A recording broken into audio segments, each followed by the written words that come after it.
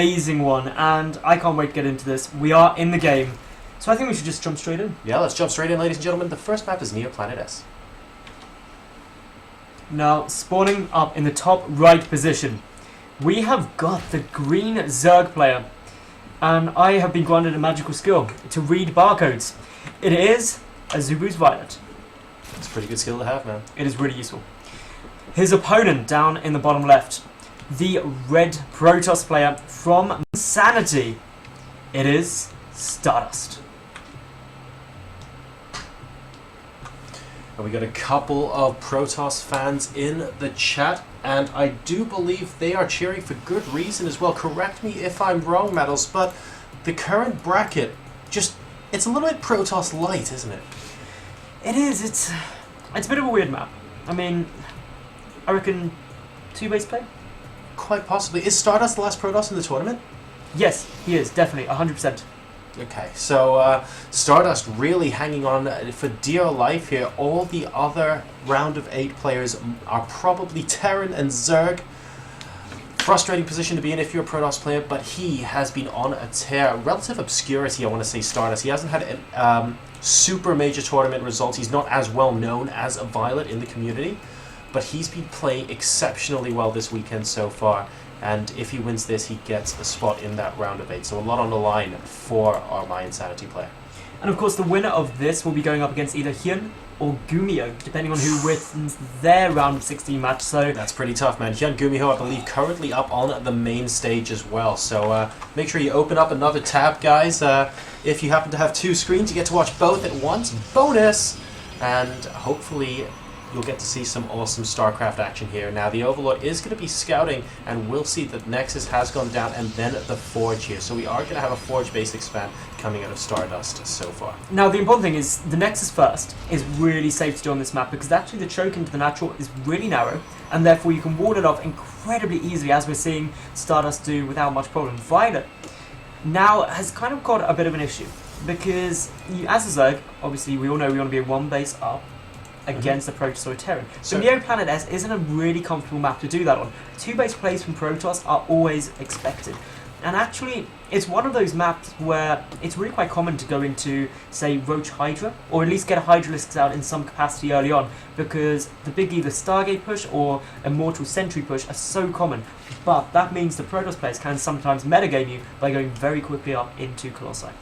Well, he is going to go straight for the 3rd base here.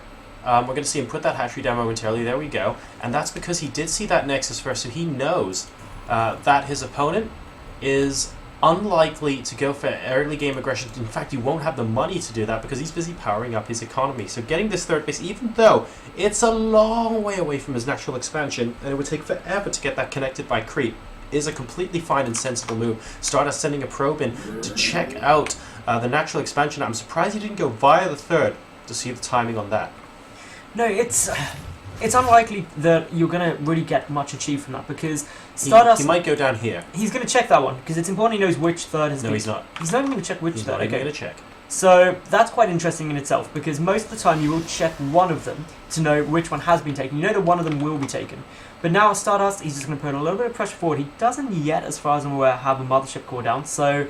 is just going to be running that Zealot forward, and he's going to be going for the Stargate. That's right, inside the main base in the top right corner. And the reason he's put this building here, guys, is because he knows that the Overlords tend to come in from the bottom, sweeping into the base, and also from the top, sweeping into the natural. So the maximum distance between these 2 points is the Stargate. Yes, okay, it's technically closest to his opponent's base, and an Overlord coming straight through would be able to see it. But he's the Overlord from the bottom. There's an Overlord coming in from the bottom of the map. There we go.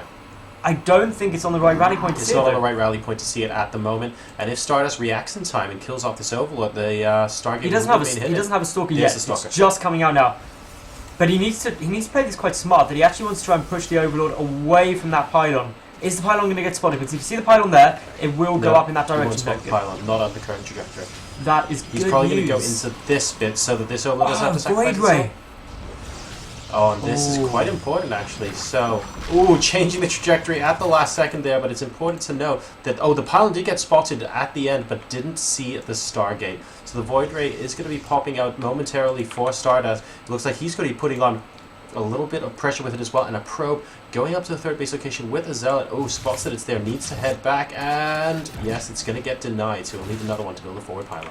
Now, the thing is, this Void Ray is actually quite unusual. It's so much more common to see either Oracle or Phoenix openings, but Void Ray is really potent if you can get them out in a decent number. It also is a really strong in the more mid-game strategy, but the trouble is, Violet without doubt is now going to be going up into Hydras the second he sees that. And that's the only concern I've got for Stardust, is if that Hydra force gets too large, it can be problematic. Ooh. I think actually the Stalker, correct me if that Stalker looked like it was attacking the Zealot for a moment there.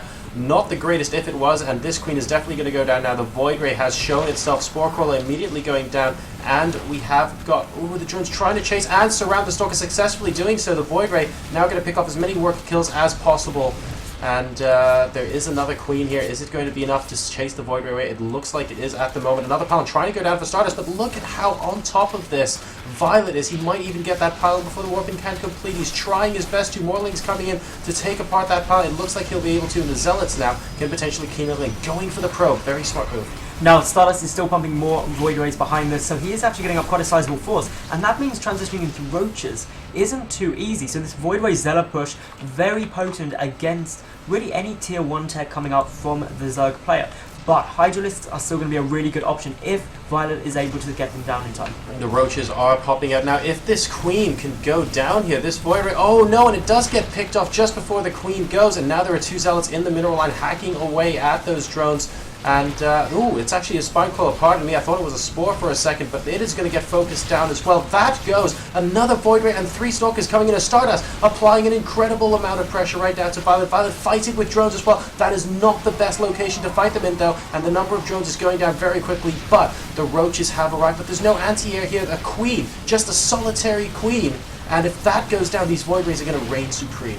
They are, though, tearing through all of these Roaches. The drone's getting pulled from the third base, and this is just such a smart play by Stardust at the moment. Those Void Rays may not be getting tons of kills at the moment, but what they're stopping is the Roaches being effective. Notice Violet hasn't started a Hydralisk Den yet, and if he had started that, well, I think he would have been able to hold this off a lot easier. But Violet is winning the ground battle, though. I mean, at the end of the day, he's 89 supply up versus 69, while the Void Rays are reigning absolutely supreme over here. The Roaches have killed off a lot of these Stalkers and a decent number of Zealots as well. If we take a look at the units lost tab, Violet's definitely lost more, but Stardust hasn't lost an insignificant amount. It's a question of whether he can pick off this third base. The third hatch is still at full health. Violet's still able to use all of those larvae, and look at this, he's building a lot of Lings. He knows the Void Rays can't kill the Lings fast enough, and hopefully with the Lings and Roaches he might be able to push back this army. Stardust hasn't denied the third. Crucial bit of information there.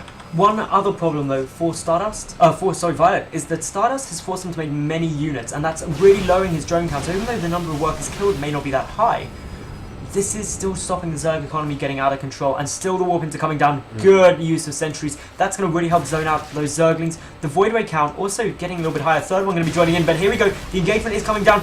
Will Violet be able to break this? No, he's pulling back. He's got to be so careful. He just warped those sentries as well. They don't have that much energy, and those 2 force fields really didn't do anything for Stardust right there. He's going up to 99 supply at the moment, 112 for Violet, so the supply is pretty even. A massive Warpin from Stardust takes him to parity as far as that supply goes, and he's still having a lot of trouble is Violet with this anti-air. A large number of Roaches and Zerglings, but only the Queens for anti. How many are there with this army? There are actually 5, so that's a sizable number, but if they get picked off, it's going to be pretty close. 3 Void Rays at the moment, just going to be heading into the third. Is he going to try and focus down a hatchery? Yes, he is, but the Queens will be able to pop up.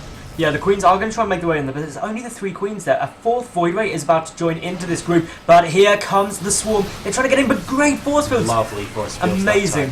And the Lings get separated from most of the Roaches and the Queens there. The Void Rays able to do a decent amount of damage as well. Trying to coax the Void Rays over the force field so that the Queens can get some shots off. That was a good engagement for Stardust, but this isn't over yet. 120 to 130 supply. The Roaches continuing to get hit. Still no Hydralisk Den, but he has got 6 Queens now with this composition. Will it be enough to face the Void Rays? Though more and more are coming out. Well, this Max Queen strategy is quite nice, but unfortunately, these Void Rays just deal so much DPS, especially with Prismatic Alignment against the Roaches, that it can be really problematic trying to deal with them. And the Force Filters is still so on the money here for Stardust. Violet now, Stardust just about taking the supply for the first time in this game. It's still very, very close at the moment during these engagements. The Queens are now backing away. Bear in mind, these larvae can still be used at the third base to reinforce the army, so he needs to be careful that Violet doesn't go for some sort of sandwich movement here. Decent force field zoning out some of those Roaches, and Stardust trying to deal with this army as separately as possible, and Violet is dropping below 100 supply. And this is the point, once you start getting this critical mass of gateway units and the Void Rays as well, it gets increasingly difficult to try and hold. Violet is now pulling his drones, which is never a good sign. Force fields are being utilised, creating a nice little tight choke there. 2 Void Rays still up, the Queen's transfusing like mad, but the Stalker count is just ridiculous. It is indeed, and there are still 2 Void Rays up. I think the Queens have done a great job neutralizing the Void Rays, but now the ground army is definitely in Stardust's favor. 104 supply to 59, and he might have done it here. He takes game number 1, GG from Violet, and My Insanity's Stardust goes up 1-0 against the Azubu player.